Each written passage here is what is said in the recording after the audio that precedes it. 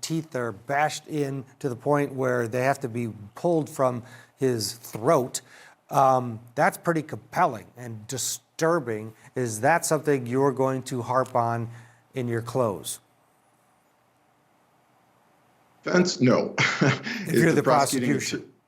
Yeah, as the prosecution, of course, this kind of what we talked about in the last segment, we have someone who appears did nothing wrong at the Circle K and was, for whatever reason, this gentleman came to the property to defend the honor of his girlfriend, I suppose.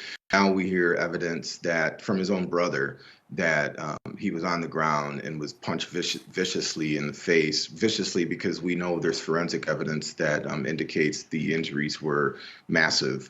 That is going to be a huge centerpiece of the closing argument for the prosecuting attorney.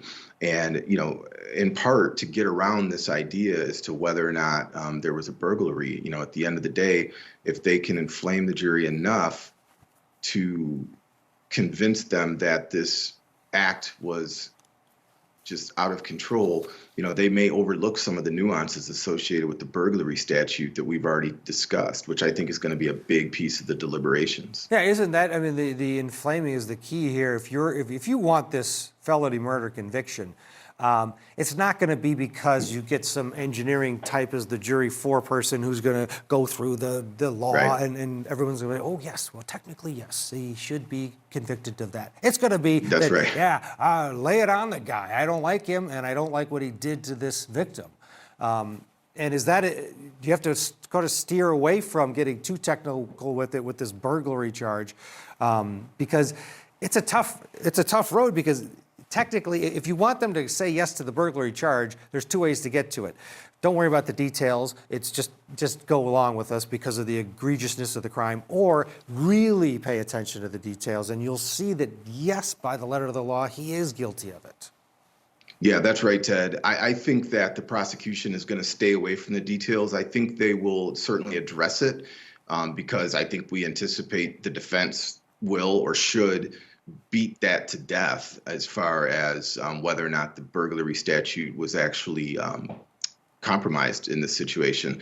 But the prosecution, I think, is probably going to touch it. They will address it. They will give the jury a rationale to convict on that charge, and then they'll move on. And they will talk about the insidious nature of the offense and everything associated with the injuries involving Mr. Ortiz. Absolutely. And then one of the things that stands out in this trial more than anything is the prosecution's star witness. And this is Kim Boyette, who was struggling during her cross-examination to the point she needed a break. She was obviously very flustered. The credibility of someone like that, is it low-hanging fruit for the defense, or do they have to be careful because there could be some empathy for this woman?